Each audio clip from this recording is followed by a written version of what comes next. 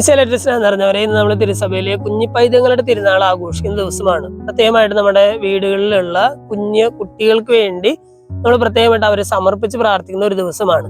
നമ്മുടെ കുഞ്ഞുകുട്ടികളൊക്കെ ദൈവത്തിന് സമർപ്പിച്ച് ഏറ്റവും തീക്ഷ്ണതയിൽ അവർ വളർന്നു വരാനുള്ള ഒരു കൃപയ്ക്കായിട്ട് നമുക്ക് പ്രാർത്ഥിക്കാം.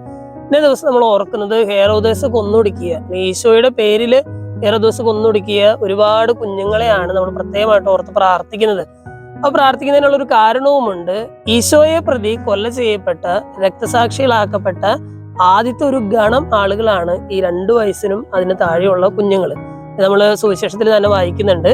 ഏകദേശം ഒരു കണക്ക് വെച്ചിട്ടാണ് ഹെറോദേസ് ഇവരെല്ലാവരും കൊന്നൊടുക്കാനായിട്ട് പറയുന്നത്.